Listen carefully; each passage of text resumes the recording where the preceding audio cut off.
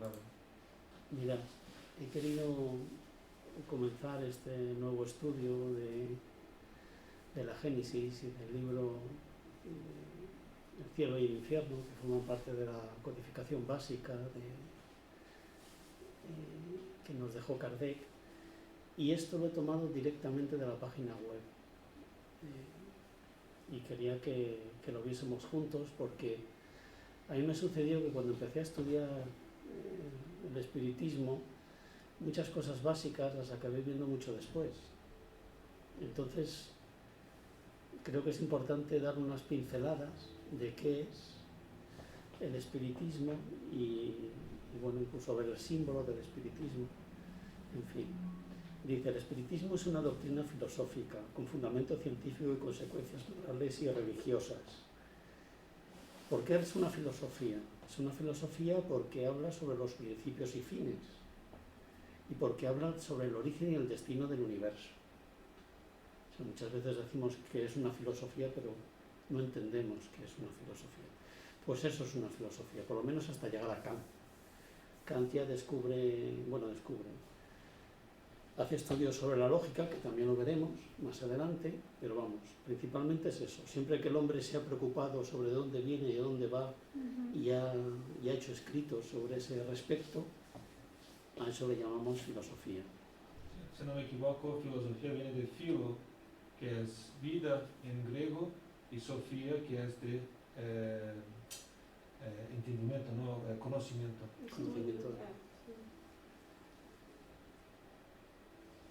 Este conocimiento se refiere al conocimiento cartesiano. Se realizó empleando el método científico experimental. También veremos más adelante qué es eso del método científico experimental. Sobre fenómenos mediúnicos que revelaron nuestro origen espiritual. Es decir, gracias a esos fenómenos sabemos que hay otra vida. La vida que llamamos la vida verdadera, la vida espiritual. Y eso se ha hecho mediante un método de comprobación. Por eso se le llama método científico, un método contrastable, que es el que se utilizaba pues en el siglo XIX, que es cuando Kardec lo hizo, el que se utilizaba para que la comunidad científica aprobara algo como un avance del conocimiento. Nuestra condición de almas reencarnadas, el sentido y destino de nuestra existencia, la existencia del plano espiritual y sus relaciones con el mundo material. Nos dice: como consecuencia de los estudios anteriores se comprende la existencia de Dios, inteligencia suprema, origen de todas las cosas. Es eterno, único, inmaterial, inmutable, todopoderoso, sobradamente justo y bueno. Veremos en la Génesis cómo, utilizando nosotros nuestro propio raciocinio, llegamos a la conclusión de la existencia de Dios. Pero todo eso ya te digo, poco a poco. Y la de Jesucristo, que es para el hombre el tipo de la perfección moral a que puede aspirar la humanidad en la tierra. Es decir, es la persona más perfecta y aquella a la que nosotros podemos aspirar. A partir de esos estudios se desprenden una serie de principios básicos o de leyes, que es la existencia de Dios, la inmortalidad del espíritu, la reencarnación, la comunicación de los espíritus, la pluralidad de los mundos habitados, la ley de causa y efecto sobre la que hemos hablado mucho, la unidad y solidaridad universal y la ley del progreso. O sea, mi intención no es con esto entrar en detalle en ninguno de esos, sino simplemente dar una pincelada rápida. ¿Y qué es lo que nos dice el codificador? Nos dice el codificador: desde que aparezca una opinión nueva, por poco que la creáis dudosa, pasadla por el tamiz de la razón y de la lógica.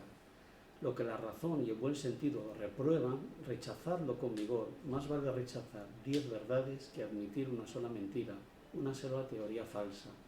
Este es el método que él mismo aplicó. Como nos explicaba Valle el otro día, pues cuando empezaron los fenómenos de las mesas parlantes, y bueno, más adelante, cuando él empieza a llevar a cabo todos estos estudios, pues contrastaba con muchas mesas mediúnicas que en realidad lo que los espíritus decían coincidían, entonces lo aceptaba como una verdad, ¿no? Aplicaba ese método científico de que si algo se puede repetir y te da el mismo resultado, entonces es que es cierto.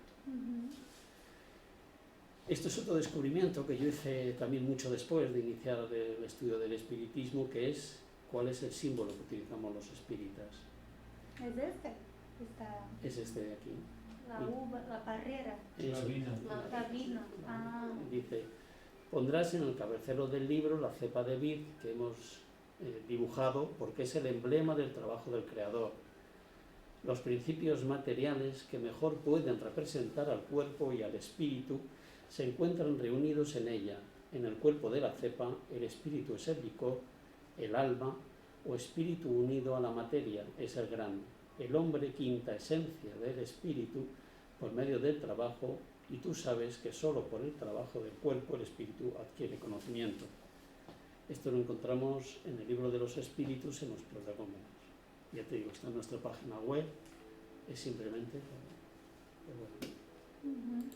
para iniciar estos estudios lo he querido poner aquí. Sí que me parece muy importante, o yo os lo aconsejo, que en las exposiciones que vayamos haciendo, yo os aconsejo traer un papel y un boli. ¿Sabes? Porque durante la misma exposición ahora me gusta. se os, A mí me falta papel. Papel tenemos. Tenemos se os Juan. pueden O aquí. presentar preguntas o comentarios y luego se te olvida y cuando estás yendo a casa y te pues tenía que haber preguntado. Es verdad. ¿Eres papel, Sherwin? No, No hace falta, tú ya no. sabes que. No puedo tomar café, que tiene cafeína. Y ahora si nos centramos un poquito en lo que es la codificación espírita, que ya nos lo adelantó también Valle el otro día y bueno, Rodrigo nos lo ha dicho también en muchas ocasiones, lo que es la codificación básica son 5 libros. El libro de los espíritus, que todos aquí lo conocemos, el libro de los médiums, mirad que es, el primero de ellos es de 1857, 1861. El libro de los espíritus contiene 1018 preguntas realizadas a los espíritus sobre los más diversos temas, con este método que os digan que es un método científico, ¿no? El libro de los medios, que representa la parte científica o fenoménica, que son los fenómenos, y de observación del espiritismo. Analiza las relaciones entre el mundo corpóreo y el mundo invisible o espiritual. El Evangelio, que son esas consecuencias morales de las que hablábamos, es decir, tenemos una parte científica, una parte en la que utilizamos este método científico, pero la consecuencia de ello, la comunicación, el contenido de esa comunicación lo que quiere es que nos elevemos moralmente, que aumentemos nuestra condición. Entonces nos dice, el Evangelio según el Espiritismo, que es del 64, dice, muchos puntos del Evangelio, de la Biblia y de los autores sagrados en general, no son inteligibles y muchos de ellos solo nos parecen irracionales por falta de la clave que nos haga comprender su verdadero sentido.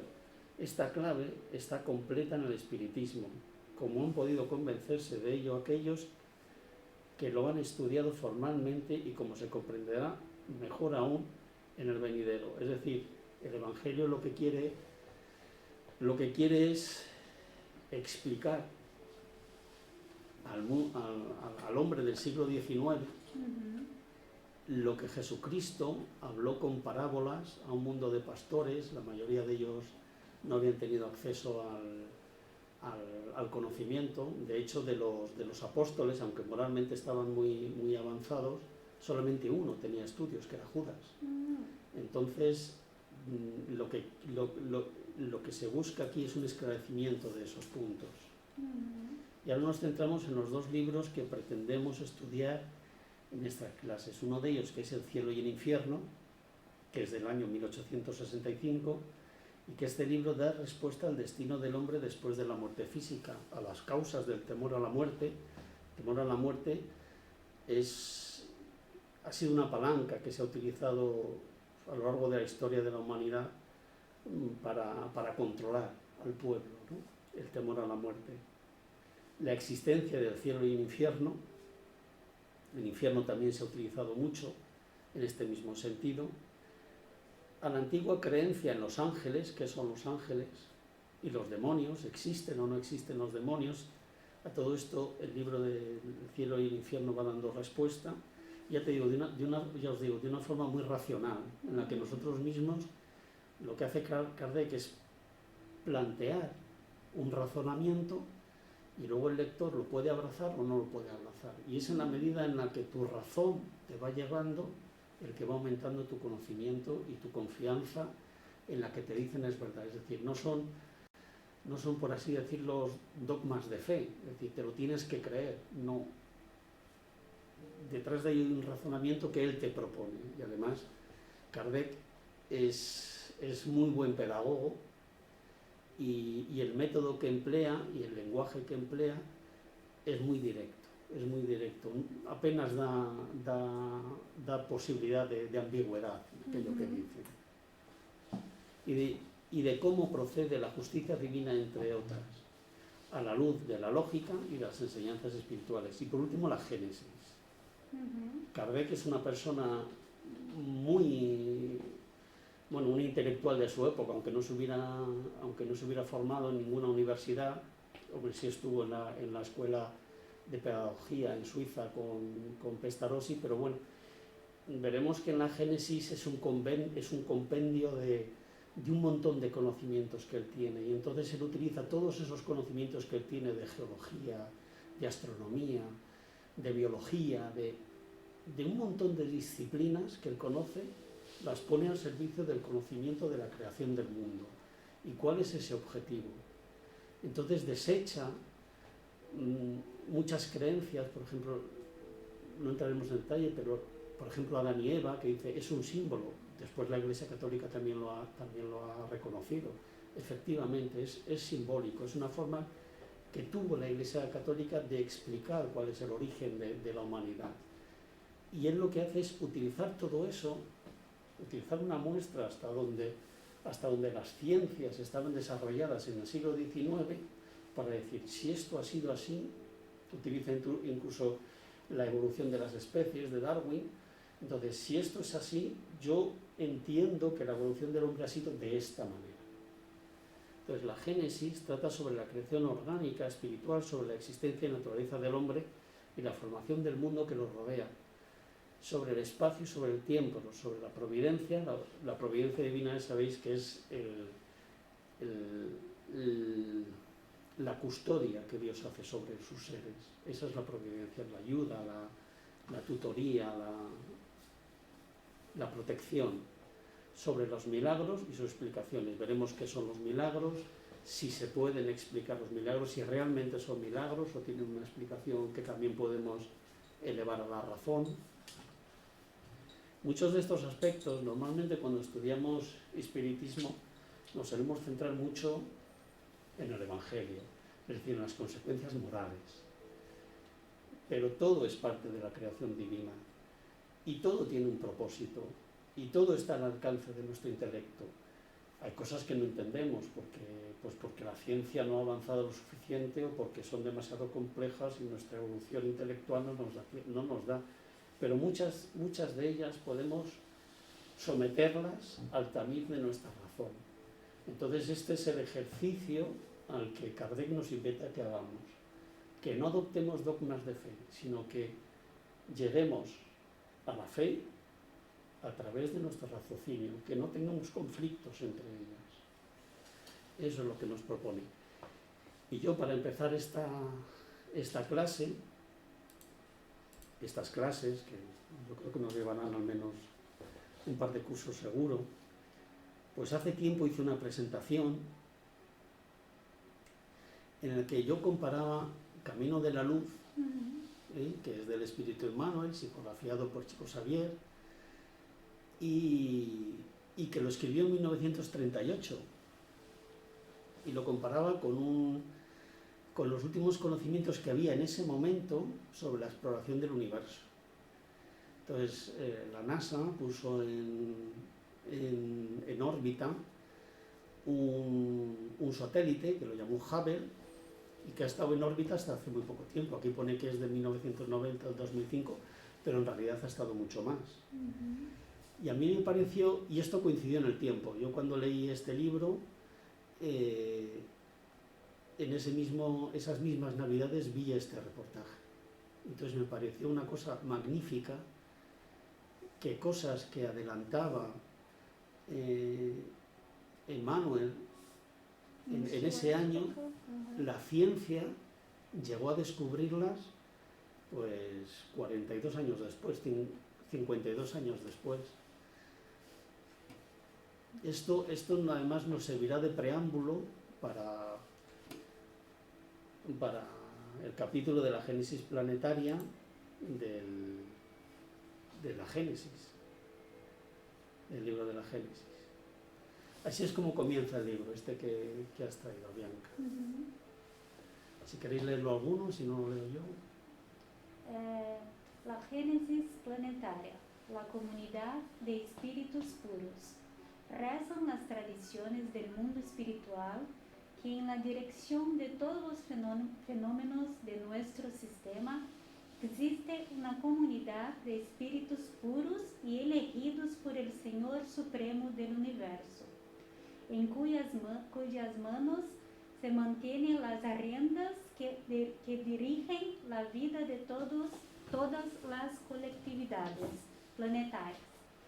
Esa comunidad de seres angélicos y perfectos, de la que Jesús es uno de sus miembros divinos, por lo que nos permitieron saber, ya se reunió en las proximidades de la Tierra para la solución de problemas decisivos de la organización y dirección de nuestro planeta, en 2 ocasiones en el curso de los milenios conocidos.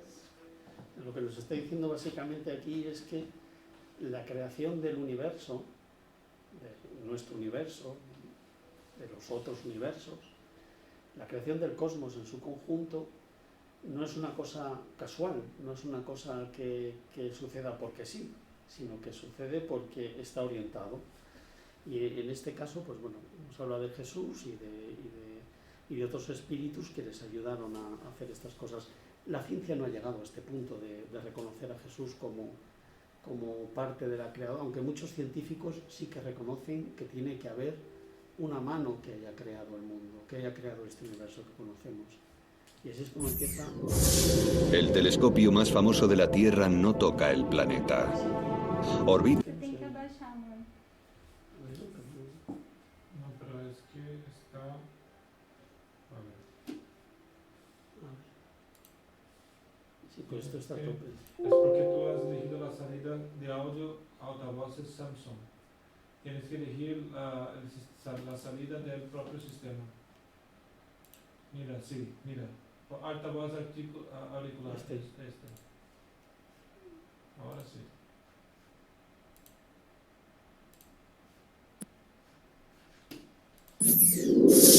El telescopio más famoso de la Tierra no toca el planeta. Un poco. Sí, pero no puedo subir más. No puedes subir más, pero está creo que arriba, ¿no?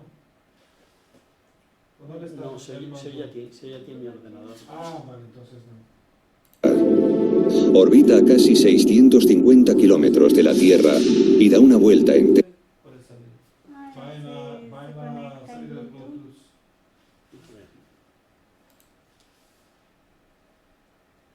Ya está.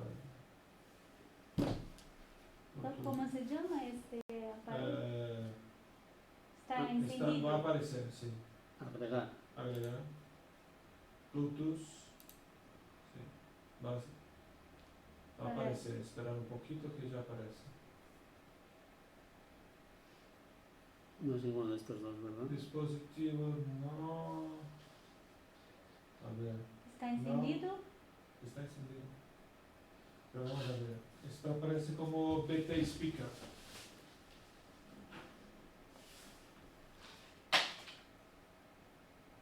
Este tampoco será. No, apaga y enciende de nuevo. Desktop 65 tampoco, No. ¿verdad? Mira. He vuelto a encenderlo. Está en la misma red, ¿no? Sí. Es Bluetooth. Si es Bluetooth va a reconocer. A menos que tenga No es este, ¿no? Este no es tampoco, ¿no? No, va a aparecer como BT speaker. Pero algunas veces sale como... Ese no Si lo acercamos, no se puede acercar. Porque no llega cuánta tecnología. LG no. Tiene que aparecer. Intenta como un dispositivo desconocido. A ver si. Pero están en la misma red, los dos. No, no hace falta porque al final es Bluetooth, no es Wi-Fi. Ah, ok. No, este es Mac Mini de Gema. Y los otros no No, son. este no es. Ay, qué rabia. Espera. ¿Tienes algún cable HDMI? No, ¿verdad? No, yo no tengo. Espera. Rodrigo ya viene con todo. De todas maneras, todo lo que puede salir mal con esto de la tecnología sale Ah, mal. siempre. Normal. Ah, es que tienes, pero no. Mira, Yo tengo alguno ahí. ya está. Ah, lo has puesto directamente con cable. Espera, Sí. cierro esto. Transfer. Y aquí por falta de tecnología no dejamos de funcionar. O dejamos, ¿no? Altavoces, y ahora le pongo el HITV, ¿no? Este. A ver, HTV. ¿dónde está? Abajo. Abajo a la Está derecha. abajo ahí, ó. HITV. O altavoces são ¿A este te referías? No, tienes que, no, tienes que ir a... ali abajo, Sí. está abajo. Creo que es este. Este. Qual? Este qual? Creo que Ih, sí. vai estar em 100, Vamos a ver. em 100. Está muito alto agora, No, a ver. não? El telescopio más famoso de la Tierra no... Abajo o arriba está saliendo. Está arriba. Está arriba. Ah, Qué bueno, entonces no raro, hace ¿no? falta este. Que raro. Ese no hace falta. Tú eliges este, ya sabe aquí en la... Ah, claro. En el propio tiene altavoz. Que bueno. Yo le dije que aquí por falta de tecnología no dejamos. Bueno, vamos Es a bueno ver. que aprende todo hoy ya, pues, para próxima ya. Se supone que yo tendría que saberlo, pero no. No. Vamos a ello. El telescopio más famoso de la Tierra no toca el planeta. Orbita a casi 650 kilómetros de la Tierra y da una vuelta entera cada 97 minutos.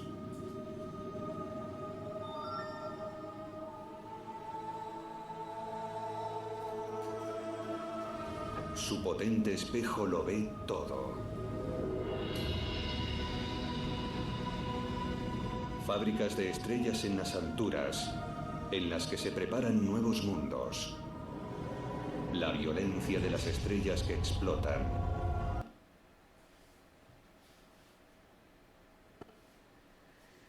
Dice el libro, la verdad es que son pequeños recortes, ¿eh? Lo que trato es de que comparar de la mejor forma posible el libro con el documental.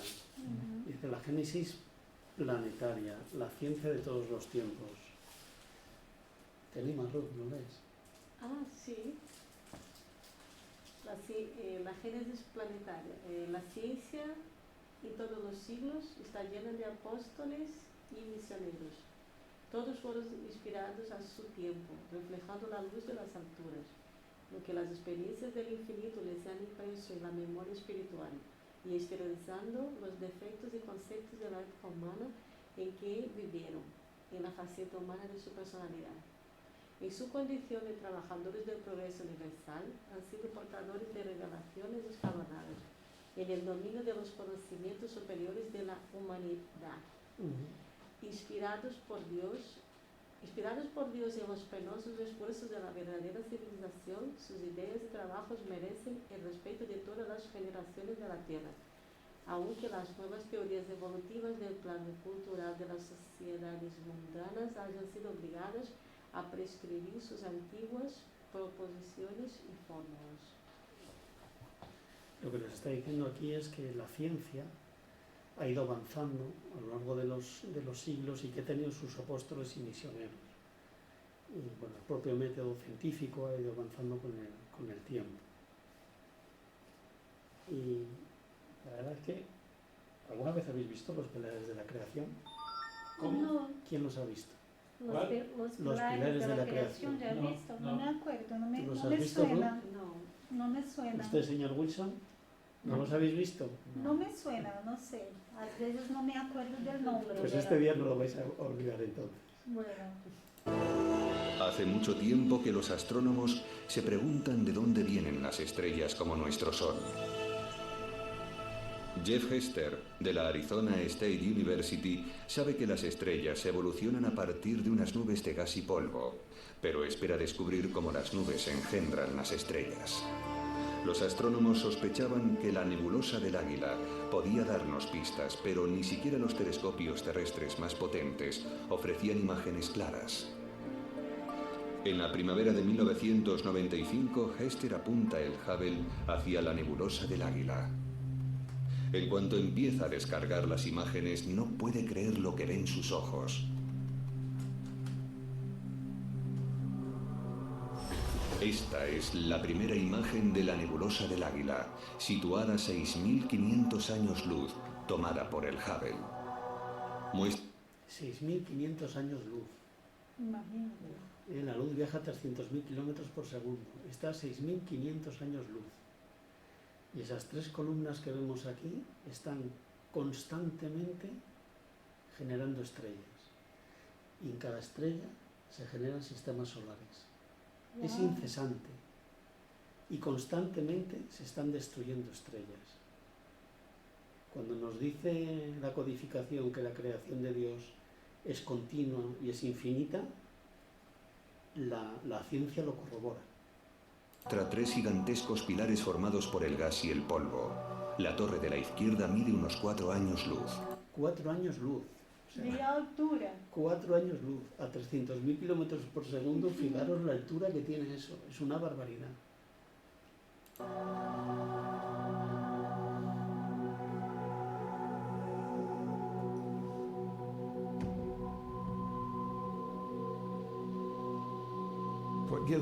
Tienen esta forma porque bastante cerca hay unas estrellas muy grandes, luminosas y calientes que se deshacen de grandes cantidades de rayos ultravioleta.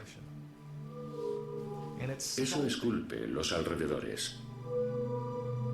Nunca habíamos visto estos pilares celestiales con tanto detalle.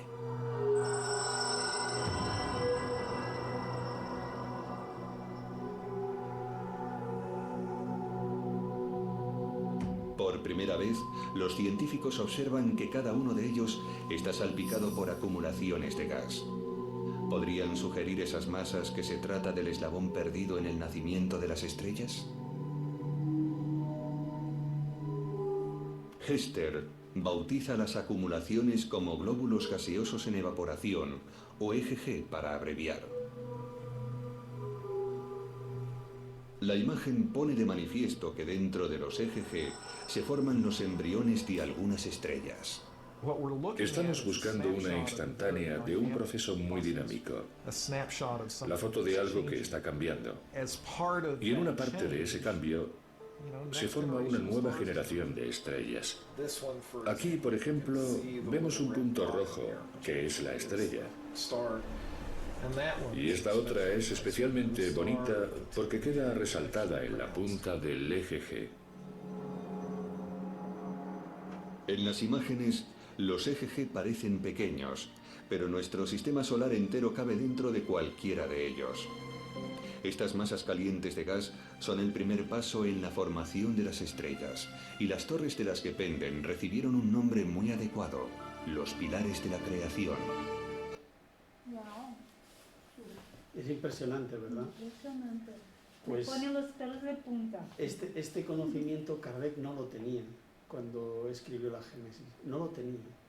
Pero él decía que la creación era incesante, que era continua y que había un montón de mundos habitados. Entonces, si hay miles de millones de estrellas, miles de millones de sistemas solares, ¿cuántas condiciones distintas no habrá como para que todo eso sea posible?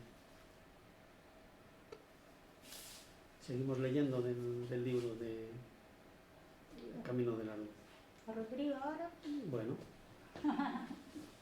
¿Qué fuerza sobrehumana puede mantener el equilibrio de la nebulosa terrestre, destacada del núcleo central del sistema, confiriéndole un conjunto de leyes matemáticas, dentro de las que se iban a manifestar todos los fenómenos inteligentes y armónicos de su vida por milenios y milenios? Mira, fíjate, él dice que hay una creación armónica, o sea, que no es caótica, sino que obedece a una frecuencia. Eso ya lo adelanta. Y además es extraordinario que en este libro además dé cifras. Cuando quieras. Distando del Sol cerca de 149.600.000 kilómetros y desplazándose en el espacio con una velocidad diaria de 2.500.000 alrededor del gran astro del día, imaginemos su composición en los primeros tiempos de existencia como planeta. En el laboratorio de materias ígneas, el conflicto de las fuerzas telúricas y de las energías físico-químicas opera las grandiosas construcciones del teatro de la vida. Es justo lo que hemos visto, son principios físicos, o sea, son actividades físicas y químicas las que generan las estrellas. En el inmenso crisol, donde la temperatura se eleva en ocasiones a 2000 grados, como si la materia colocada en un horno incandescente estuviese siendo sometida a los más diversos ensayos para examinar su calidad y las posibilidades en la edificación de la nueva escuela de los seres. Las descargas eléctricas en proporciones jamás vistas por la humanidad despiertan extrañas conmociones en el gran organismo planetario cuya formación se procesa en los talleres del infinito. Desde mi percepción hay una relación directa entre esto que leemos aquí y las imágenes que acabamos de ver. Ahora vamos a ver la creación de un sistema solar. La imagen de la nebulosa del Águila tomada por el Hubble nos enseña una de las primeras fases de la creación de las estrellas. Pero no vemos la siguiente fase, cómo salen las estrellas de los EGG. Los EGG son estas columnas que hemos visto, ¿no? Es decir, esos EGG expulsan gases, expulsan materia, y ahora todo eso cómo se conforma en un sistema solar. Un sistema solar, pues como sabéis, es un sol, es un astro y alrededor del cual giran los planetas, incluso dentro de los planetas pues hay satélites, y todo eso cómo se conforma, ¿no? Y cómo se hace de forma armónica, ¿no? Porque eso es lo más magnífico, ¿no? Porque se hace de forma armónica. Eso es. No es nada sin estar en su sitio. La respuesta llegó en unas imágenes captadas por el Hubble en 1994. A unos 1500 años luz de la Tierra encontramos la nebulosa de Orión. Igual que en la nebulosa del Águila. Sabéis que la nebulosa, que las pirámides de Egipto están orientadas hacia la constelación de Orión y que en ese sentido está Capella. Ah, sí. Pero es simplemente una coincidencia. Wow. Ahí también nacen ¿Perdón? Eso no sabía. estrellas. Cuando los científicos examinaron estas fotografías, encontraron unos diminutos puntos negros.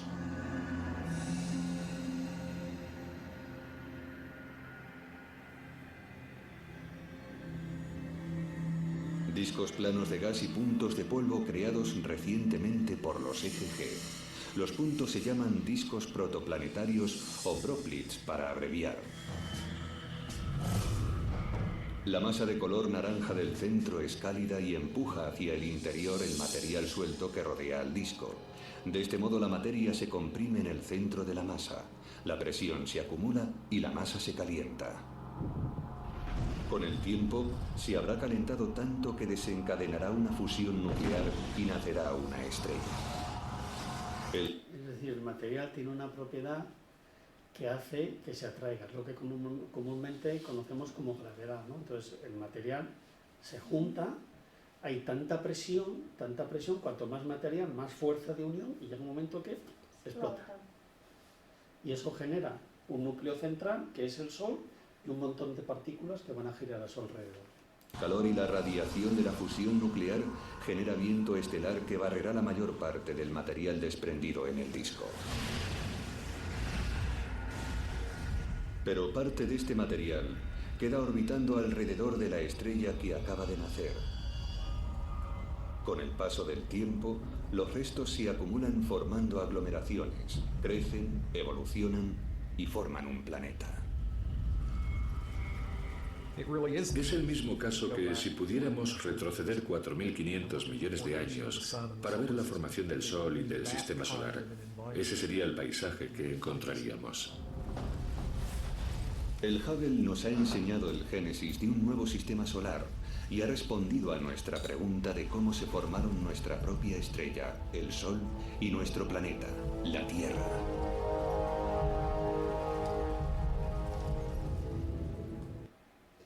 Lo que no dice el documental en ningún momento es que hay una mano detrás que hace todo esto. Eso no lo dice, pero van descubriendo cómo se van generando los sistemas solares. ¿Quién le apetece? Tú no quieres leer, ¿no? Tú puedes. Todo fuera. Primeros tiempos del orbe terrestre. En el gran taller surge entonces la diferenciación de la materia ponderable, dando origen al hidrógeno. La atmósfera es un amplio almacén de energías eléctricas y de vapores que trabaja las sustancias torturadas en el orbe terrestre.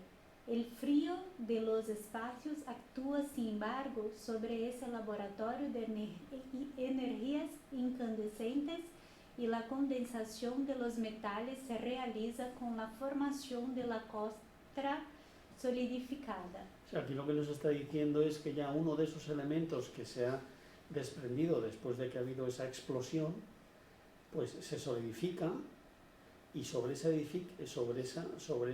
parte solidificada, sobre ese planeta, pues se van ordenando los elementos y parte de él es el hidrógeno que va a dar origen a la vida.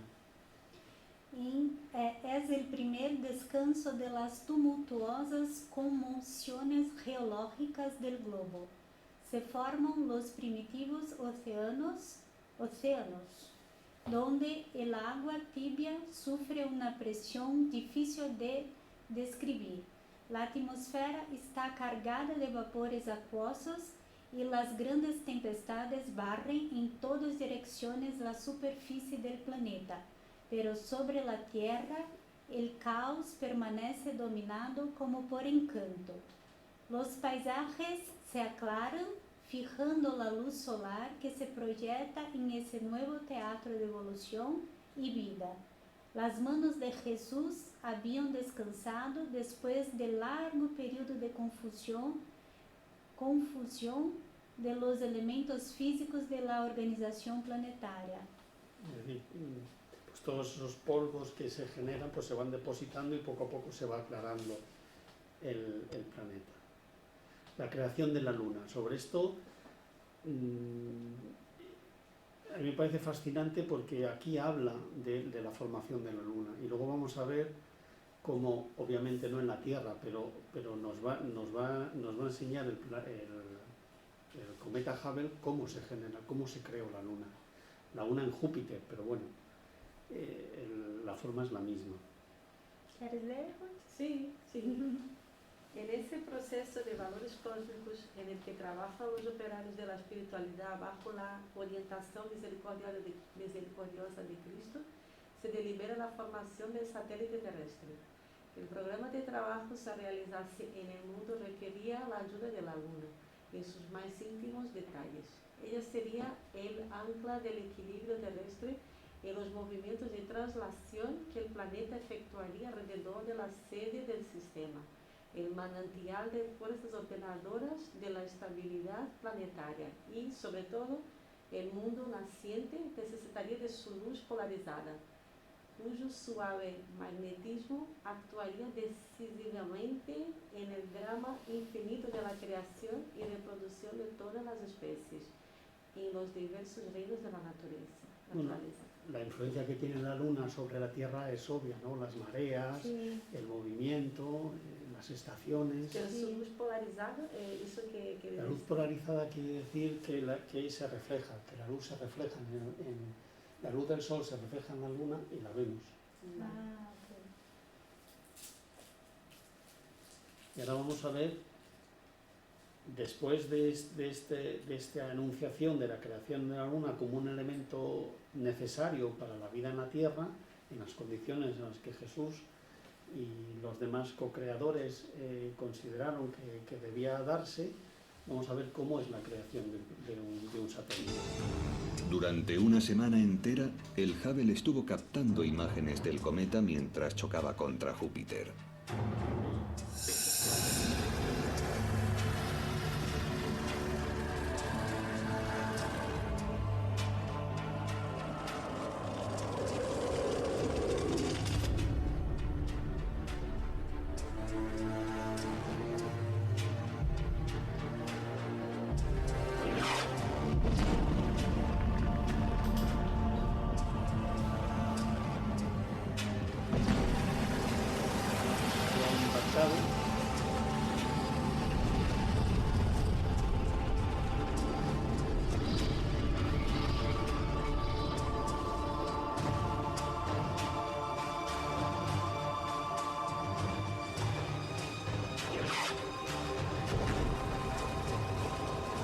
Calculamos que la altura de los penachos causados por las explosiones era de 3.000 kilómetros de distancia en la atmósfera de Júpiter. Es inmenso. Es a gran escala planetaria. Y lo que quedó fueron unas nubes alteradas durante kilómetros y kilómetros de distancia. Quedaron seriamente desestabilizadas, modificando su temperatura en decenas de miles de grados.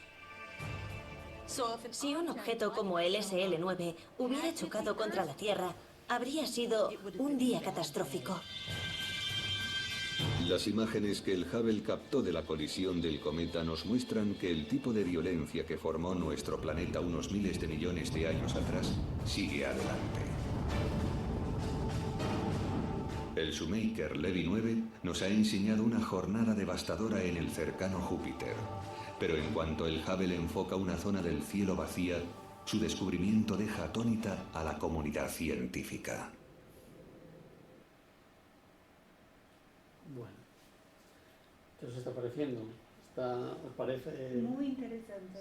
A mí me encanta porque conectar esta parte científica con la filosófica y la religiosa y todo eso es como va quitando eso que tenemos en los ojos, ¿no? Entonces es muy interesante, sí. Es muy, que te hace pensar. Uno pensaría que cuando uno se acerca a temas, no voy a decir religiosos, pero morales, o cuando uno habla de Dios, que hacer esto no forma parte de ello, y sin embargo, muy al contrario, sí. El encontrar el equilibrio en todos los conocimientos y ver en todo la mano de Dios, yo creo que es que contribuye en el crecimiento de nuestra fe.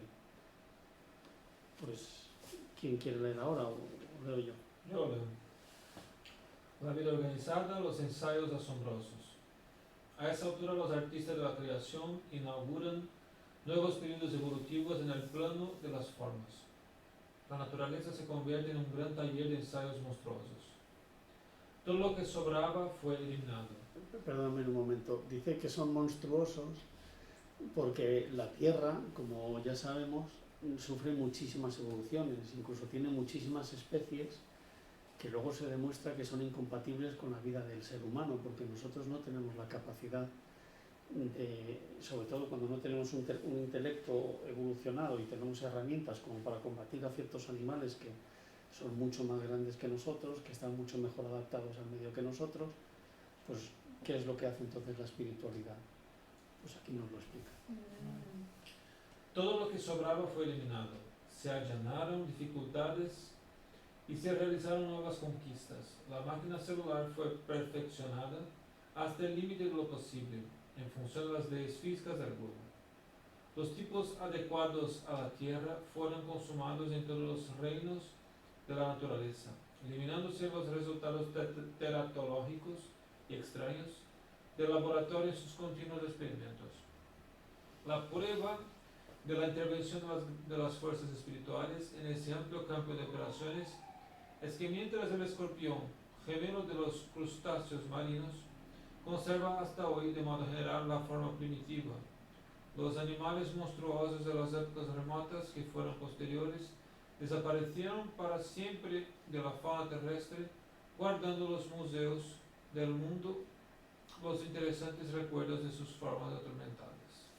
Lo que se piensa es que un meteorito chocó contra la Tierra, que eso creó mucho polvo en suspensión, la luz del sol no podía entrar, entonces solo sobrevivieron los animales más pequeños, los más grandes que necesitaban cantidades muy grandes de vegetales, y los carnívoros que se alimentaban de ellos sucumbieron. Esa fue una selección natural y que gracias a eso pues nosotros como Sobrepujamos. claro, sobrevivimos. Los antepasados del hombre. El reino animal experimenta las más extrañas transiciones en el periodo terciario, bajo las influencias del medio y en función de los imperativos de la ley de selección. Pero nuestro raciocinio ansioso busca los legítimos antepasados de las criaturas humanas en el inmenso escenario de la evolución anímica. ¿Dónde está Adán por su pérdida del paraíso? En vano buscan nuestros ojos esas figuras legendarias para localizarlas en el espacio y en el tiempo. Comprendemos por fin que Adán y Eva constituyen un recuerdo de los espíritus exiliados en el paisaje oscuro de la tierra, como Caín y Abel son dos símbolos para la personalidad de las criaturas. Lo que nos dice la lógica es que si la vida en la tierra se generó, se debió generar de una forma progresiva, de un animal o de una bacteria adaptada al medio hasta desarrollarse en un mamífero, hasta llegar a nosotros. Si eso fue así, tenemos que entender que si hubo que Caín y Abel y Adán y Eva tienen que ser símbolos que nos explican desde un punto de vista de la religión católica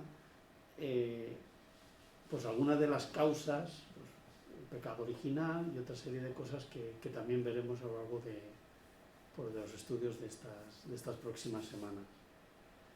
Tomando de referencia a los eminentes naturalistas de los últimos tiempos que han examinado meticulosamente los trascendentes asuntos del evolucionismo, se refiere a Darwin, y hay otra persona contemporáneo con él que no recuerda el nombre, estamos obligados a aclarar que no existió realmente una caída del árbol al principio de la evolución humana. Es decir, lo que nos dicen, creo que también en este libro, es que una vez que el hombre adquirió el desarrollo necesario, el homínido, cuando alcanzó el desarrollo necesario para que en él pudiera albergarse el alma, en el mundo espiritual se dio esta circunstancia. Al hombre se le dotó de alma y a partir de ese momento empezó sus reencarnaciones en la tierra, cuando se daban las condiciones necesarias.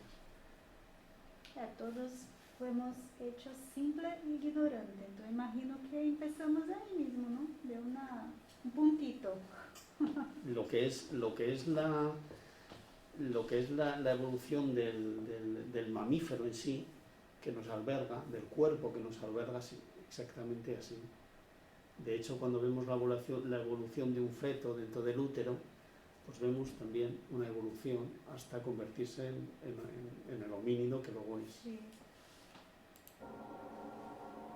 Para los científicos, estos filamentos interconectados en forma de red nos dan una pista sobre la naturaleza de la... Aquí lo que vamos a ver es cómo se crea la vida, cómo entienden los científicos que se genera la vida a partir de una estrella. Ya hemos visto que se ha generado una estrella, que hay planetas, que hay satélites. ¿Cómo se genera entonces la vida? Propia vida.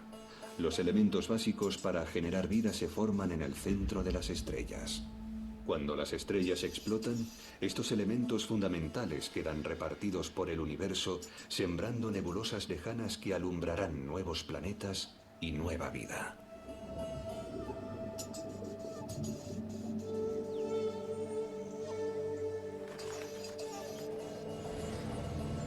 La hemoglobina de la sangre. Cuando sangramos y vemos que es de color rojo, ese color es producto del oxígeno y del hierro que está presente en la sangre y fue creado por una supernova. El oro de la alianza matrimonial fue creado por una supernova. El calcio de nuestros huesos también. Así que, cuando mueren estas estrellas, aprendemos muchas cosas sobre el universo. ¿Qué os parece? Que el calcio de nuestros huesos, que el hierro de nuestra sangre, que todo eso se haya producido en una estrella. Que todo tenga un mismo principio. Me parece raro. Nunca había pensado en eso. Pues esto incluso me hace pensar que ilustra mucho más aún que hay un origen inteligente, porque es como si ahí fuera manipulado las cosas para que todo salga de ahí ya con un propósito, con una finalidad. Exacto, y sobre todo que los elementos que nos componen son elementos ajenos a nosotros, que una cosa es el alma y otra cosa es la materia. Que la materia se genera de forma continua, no es que se genere la materia de forma continua, sino la creación de los sistemas se generan de forma continua y todo lo que es materia vuelve a la materia. Eso lo vamos a ver ahora. Cómo la materia vuelve a la materia y cómo eso entra en un ciclo continuo, es decir, de esos ejes que hemos visto se crean sistemas solares, esos sistemas solares luego llega un momento en que colapsan de nuevo otra vez y desaparecen, para volverse a crear en un ciclo infinito.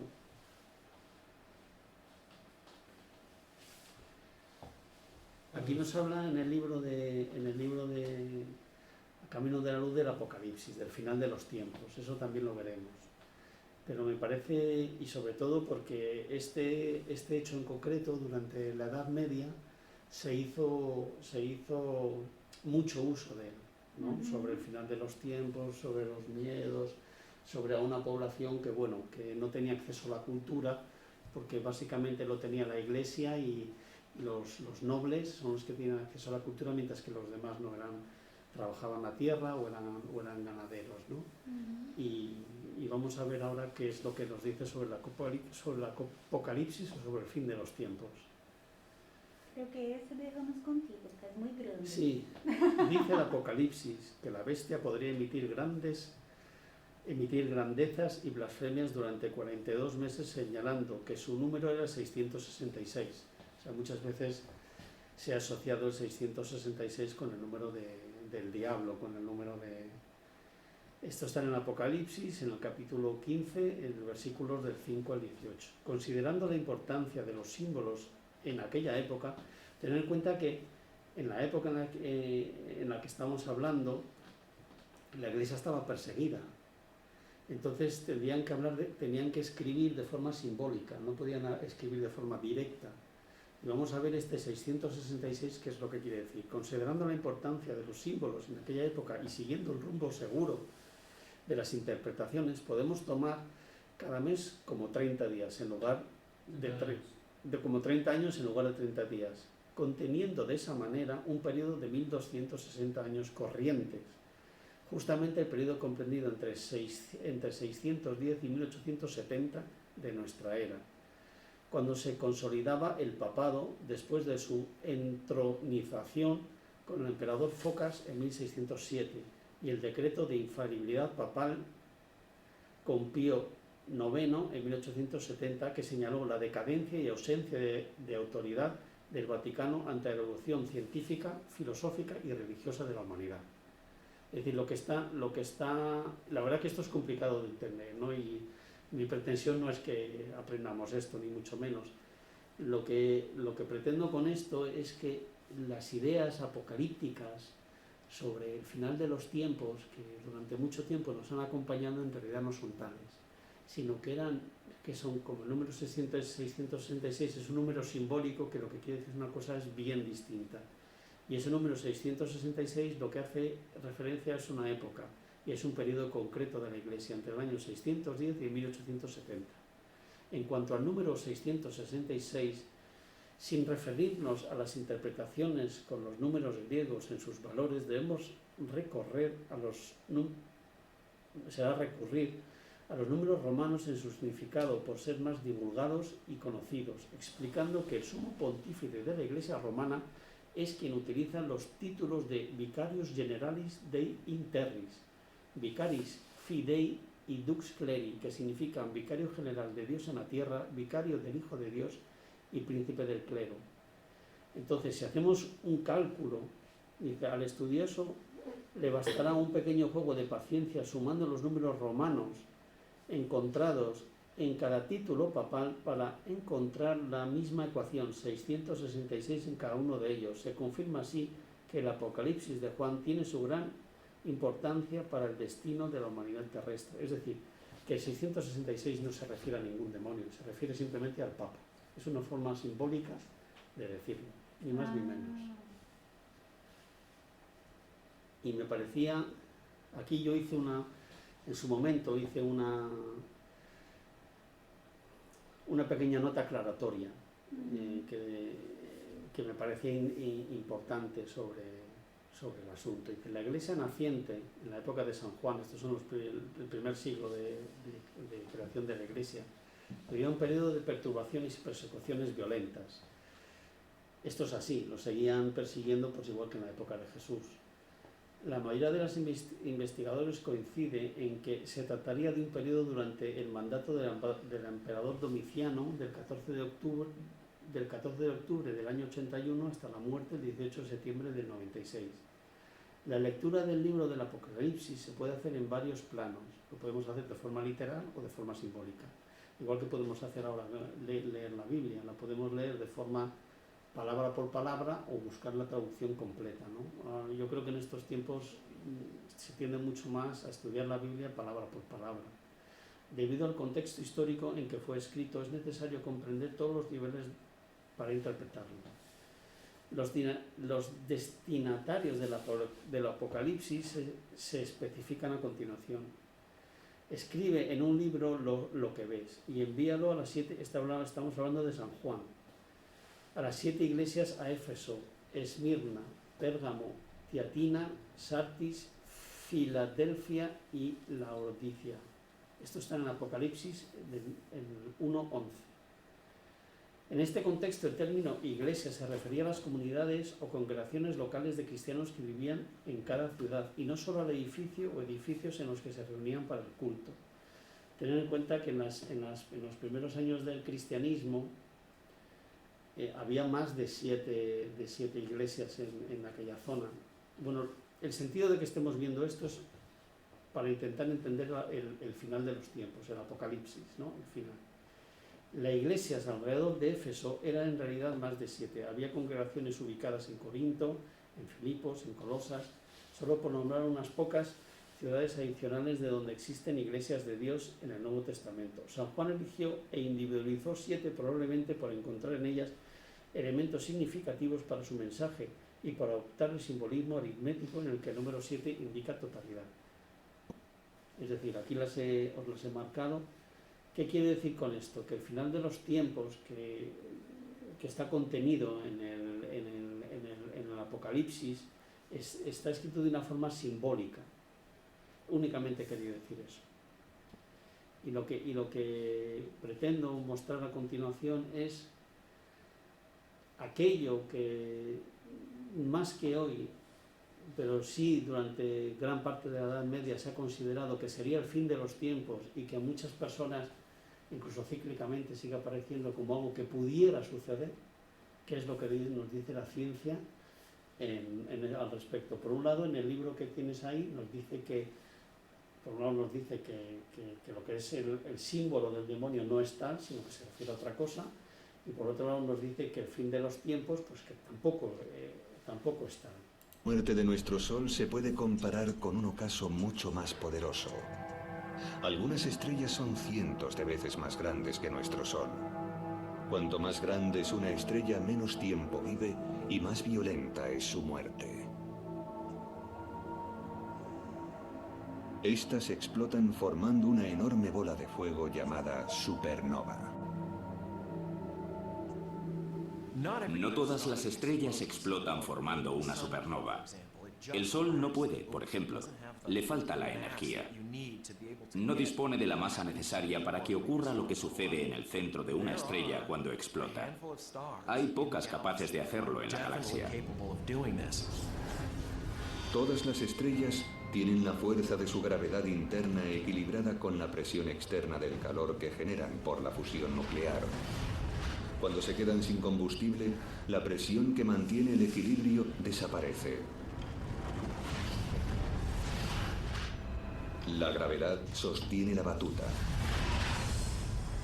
La estrella se derrumba y explota. La furia de la supernova destruye a la estrella y todo lo que la rodea. Si estuviera cerca de la Tierra, una ola de rayos gamma y rayos X nos alcanzaría rápidamente. Podría acabar con las comunicaciones por satélite y generar cortes de electricidad en todo el mundo. De hecho, una estrella de estas características ya ha explotado en nuestra galaxia. El telescopio espacial captó una imagen de las consecuencias. Yo creo que, a ver, el sentido de esto es, o sea, lo que nos dice es que el Sol no puede colapsar, que no tiene la materia suficiente, que en las estrellas normalmente hay un equilibrio entre las fuerzas exteriores e interiores, y cuando deja de estar incandescente, colapsa. Y cuando colapsa, pues colapsa todo lo que hay a su alrededor, todo el sistema solar colapsa. Y lo que yo pretendía, no sé, con mucho acierto, con poco acierto, es demostrar o decir que la ciencia en este sentido dice lo mismo que nos dice el libro, que el apocalipsis como tal, como final de los tiempos, no vendrá porque nuestro sistema solar colapse ni desaparezca, porque nuestro Sol es demasiado pequeño para que esto suceda. El documental continúa, pone un ejemplo que quedó registrado, pero yo creo que os he metido tanta información y tanta cosa que... Está muy interesante. A ver, la idea no es que continuemos a este ritmo, ni mucho menos, pero sí... Tener una idea de conexión, ¿no? Llamaros la atención sobre lo bonito que puede ser cuando estudiamos la Génesis particularmente y veamos, no sé, los movimientos de las placas tectónicas y todas esas cosas que son tan chulas, sin necesidad, vamos, que no pretendemos hacer un máster ni mucho menos, pero sí relacionar todo eso. ¿Va a tener examen o no? ¿Dime? ¿Va a tener examen o no? De No, de las maneras. Pero si yo no quiero hacer pruebas. Yo esto me lo he tenido que ver un montón de veces. Si esto ves una vez y si te quedas... Te puede entusiasmar, sí. Te puede gustar mucho. A mí me encantó cuando... Sí.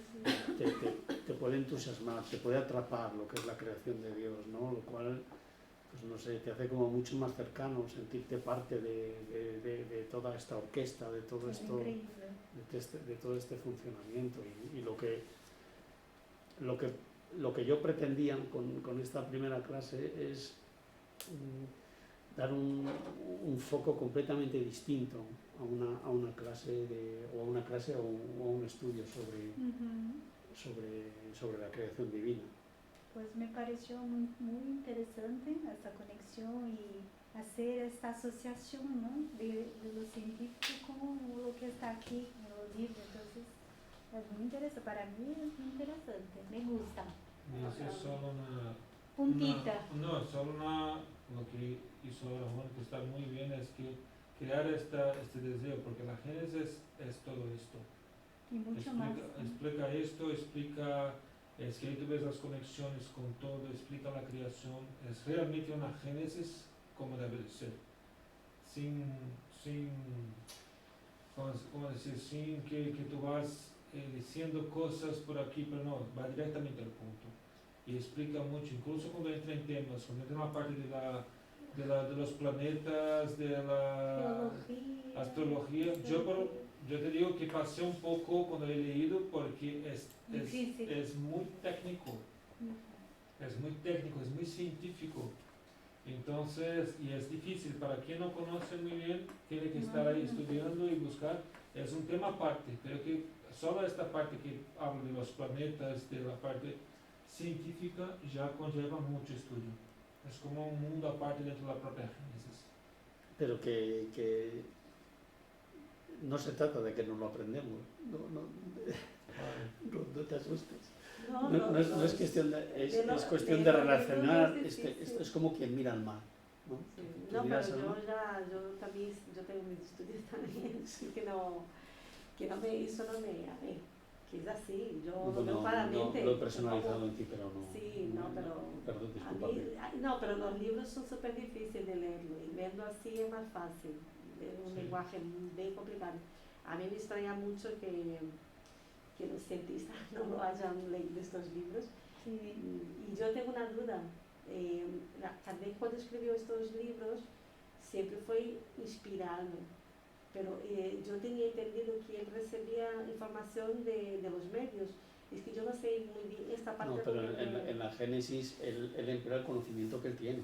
O sea, aparte de que esté intuido, sí, él pero en tenía esa época, como no había la NASA, no había nada de esto, pero muchas cosas él ya tiene se que haber sabían. escrito esto porque él no era medio, además. Entonces, Lo que Pero por pasó ejemplo, es que la fue- evaluación de las especies ya existía y en eso se basa.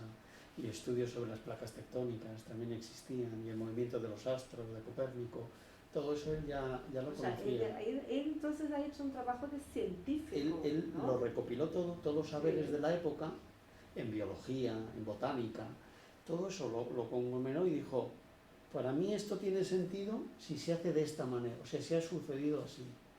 Y siempre ponía, y dice, y esto, como es todo racional, y es todo, y obedece todo a una metodología científica, ¿cómo ha avanzado? Pues, al principio de todo, tiene que haber una causa. Y la causa no puede ser otra que Dios. Fue un raciocinio de Kardec, vamos a decir, es un conocimiento de Kardec, como dijo, pero los espíritus estaban ahí y siempre le daban como, le orientaban. Le decían, míralo aquí, que aquí a lo mejor tienes que profundizar o tienes que mirar de otra forma, o no era una inspiración. Él cuando hablaba con los medios y tenía las comunicaciones, los espíritus sabían, le acompañaban en este trabajo. El espíritu de verdad acompañó Kardec en ese trabajo. Entonces, ¿qué pasaba? Cuando él estaba escribiendo y decía, o había escrito algo que no estaba muy bien, los espíritus a manifestarse decían, mira, aquí, míralo esto, revisa esto, porque entonces es como lo hacía y tenía los espíritus juzgando un poco y diciendo, mira, bien o mal. Y él fue guiando, entonces tenía su conocimiento, pero los espíritus guiaban para que cosas que no estaban bien. Y ahí por eso fue una inspiración directa. Porque esto es una cosa que incluso la iglesia bueno, las religiones más ortodoxas dicen, ¿no? Que todo lo que está en la Biblia, por ejemplo, fue inspiración de Dios. Y por eso es sagrado. Y por eso todo lo que está, de la forma que está escrito, debe ser seguido sí o sí. Y en realidad no. En realidad lo que pasa es que hubo mucha interpretación, hubo cosas humanas en el Antiguo Testamento, hubo cosas humanas de Moisés, hubo leyes humanas, habían leyes de Dios, por ejemplo el Decálogo, que son los 10 mandamientos, esto sí es de Dios. Pero lo que escribió después Moisés fue más una ley humana, porque no había distinción en aquel entonces de ley humana y religión, y esto fue desarrollando para que la gente se guiara. Pero solo para tener una idea de cómo esto es así, es que Moisés permitió que, por ejemplo, que se matara tirando pedras una persona que era un pecador. Y en el Decálogo dice, no matarás. Entonces, ¿cómo puede ser esta una ley de Dios si Dios ha dicho que para no matar? Entonces, ahí se entiende que fue como Moisés intentando flexibilizar algo y después vino Jesús para decir, mira, no, es así, no es así. Enderechar un poco las cosas.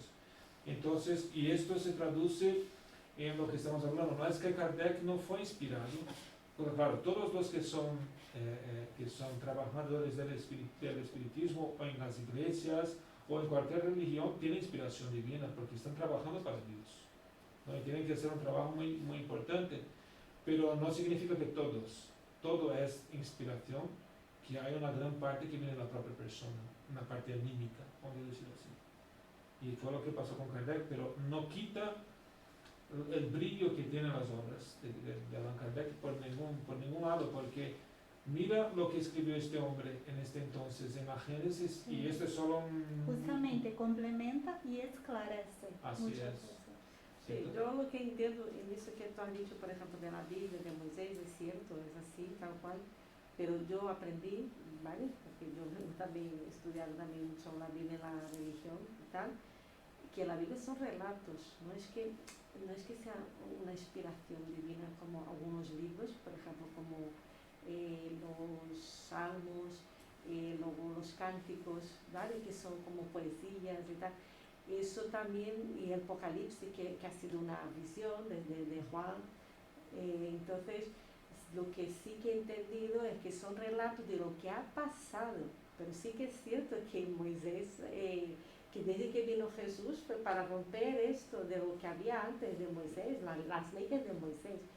No los 10 mandamientos, pero sí las leyes, que no eran más, Las leyes ya no humanas. eran más necesarias cuando él vino ya justo para romper esto.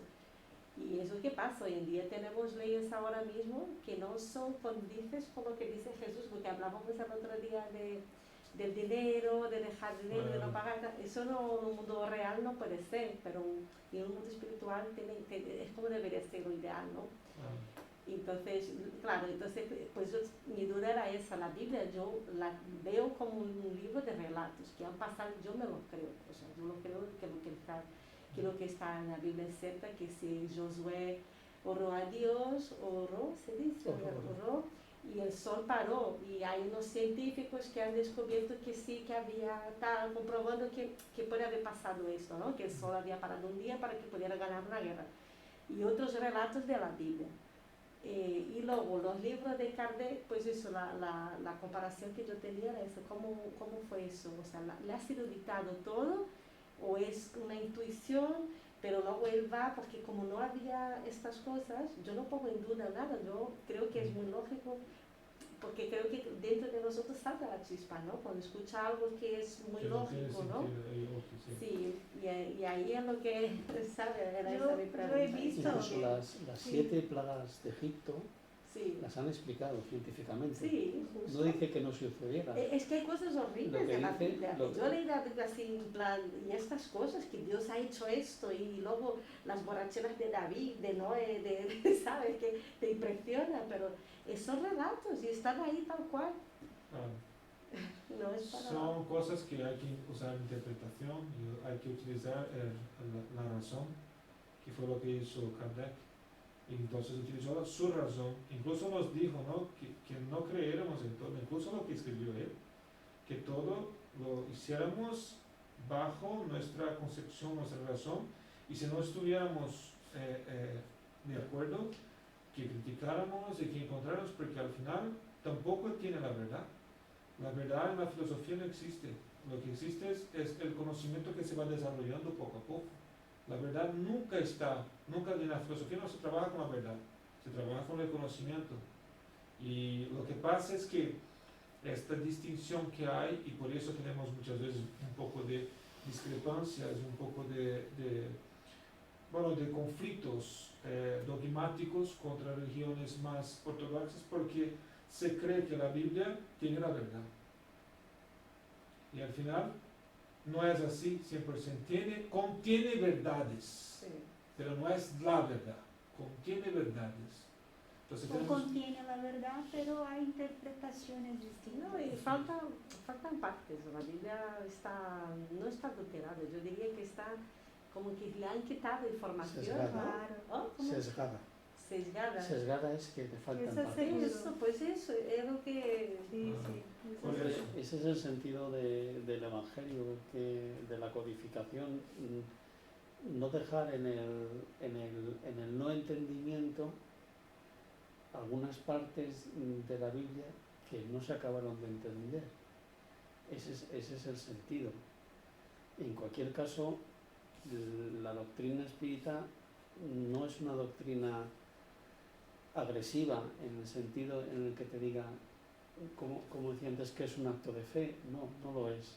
Es lo que tu razón te diga. Entonces eso te permite dos cosas. Primero, ir aprendiendo y asimilando los conocimientos a la velocidad que tú puedes, que cada uno puede, Y luego te permite otra cosa más, y es aquello que la razón te dice que rechaces, no significa que vayas en contra de ello ni que lo combatas, sino que lo puedes dejar a un lado, porque cosas que hoy no entendiste las puedes entender mañana o no entenderlas. En ese sentido, no es agresiva, no te obliga, no te dogmatiza. Creo que Está muy bien. la idea es que el próximo martes veremos un poquito el contexto del nacimiento de la doctrina. Empezamos por Génesis, Veremos ¿no? veremos lo que es el método científico y tal, un poquito las bases para que podamos arrancar. ¿Qué tú pretendes hacer? ¿Un día otro día el Sí, cielo y Shem? entonces ya a partir de ahí, el siguiente día veremos la introducción a la Génesis. Ah, vale. La leeremos, aquí en clase, bueno, no, yo digo clase, aula, no nos dará tiempo a leerlo. La idea es traer las dudas Comentar ya. y comentarlas, y hablamos sobre ello. Eso es lo que ha apostado era el libro, ¿no? El Camino de la Luz. Sí, Ese. es justamente eso. Sí, Ese los de- textos que hemos ido viendo aquí están contenidos en ese libro. Están aquí. Es muy científico, entonces, por lo visto. No O he sea, empezado a ¿este leer. libro es más o menos parecido a la Génesis de Kardec o cómo es? Porque Tiene, tú has dicho que va a ser una comparación, tiene ¿no? bastantes capítulos. Algunos sí, tiene una génesis planetaria que lo hemos visto. También habla de Capela, de las poblaciones que había en la Tierra, de cuáles otras vinieron de Capela. En ese sentido es muy Voy a instructivo. empezar a leer. Es más, detalla un poco más lo que Kardec ha escrito, pero detalla algunos puntos que no están detallados tan profundizados en la Génesis. Entonces, como dice Juan, en ese libro Emmanuel nos va a decir, por ejemplo, que de los pueblos que tenemos hoy, los africanos y los chinos o los asiáticos son los originarios de la tierra, los espíritus Y de algunas tribus indias también. algunas tribus indias, pero por ejemplo los egipcios, los hebreos, Arianos, que los son- arianos que son los romanos, ¿no? ¿Qué más? Que los hindús, son todos que son seres, son espíritus que vinieron de Capela, exilados y que vinieron para ayudar a la Te explica que los exiliaron porque moralmente no podían seguir el ritmo de aquel planeta donde vivían y sin embargo intelectualmente, fíjate lo que aportaron en la Tierra, ¿no? Sí, porque tenía un desarrollo intelectual, pero no moral. Eso es. Eso estamos hablando de los romanos, ¿no? Que es lo que, De los egipcios. de los de los egipcios, egipcios. los Y esto romanos. sería que, porque Moisés más o menos fue que 4.000 años antes de Cristo, Sí. ¿no? ¿Y eso fue antes o después? ¿De qué estamos Eso fue hablando? después de que llegaran. Fue cuando, Fue cuando después. tomaron Entonces a los el judíos espiritismo presos sí que como cree en esclavos. la teoría de Darwin, ¿no? Sí que está... ¿Cómo? El espiritismo es a favor de la teoría de Darwin. Sí, Sí. completamente. No voy a decir que es a favor, es que la teoría de Darwin corrobora lo que el espiritismo también estudia, es decir, la evolución. Lo que el espiritismo trae es que no solo hay una evolución terrestre, pero el espiritismo trae un concepto de evolución universal y, vamos a decir así, cósmica, que va más allá de la materia. Sí, pero contestando a tu pregunta, sí, efectivamente. Sale Efectivamente, humo. lo que nos dice Sale fumando precisamente de este cabeza, libro ¿no? es que empezó la vida en la Tierra, en las condiciones, No estoy bueno, pues entendiendo. hemos visto ahí en el vídeo, ¿no? De estos elementos todos estos que tenemos en la tabla periódica y tal, que empezó la vida en la Tierra y que en un momento determinado, cuando ya todas las condiciones que podían ser adversas para que el homínido pudiera sobrevivir, en ese momento, en el plano espiritual, se le dotó al cuerpo de alma. Pero todo lo que es el progreso, desde el inicio de la creación hasta el desarrollo del homínido, incluso ahora que las especies siguen evolucionando, lo corrobora completamente. Completamente. Pues, Só estamos empezando. pues muy bien. Juan, no sé, pero mañana creo que todos los que están aquí van a estar, ¿no? Aquí en el No, centro también. mañana Sí, no. mañana, no sé si No ¿No lo sé. estarás? No. Entonces tenemos que dar pases. O tomáis, tú no estarás en el sábado, ¿verdad? No. No. Tú estarás en el sábado. Yo si puedo hoy, yo prefiero. No Ah, sé si... vale. Pero el sábado ese, al final, ¿qué va a ser? La iniciación del espiritismo. Vamos a Mañana empezar. jueves. Ah, no, eso es otra Jueves cosa. es- Mira, tengo un libro, hay que pasar estas cosas ahí Voy a porque la gente se al está tener la olvidando. grabación. voy a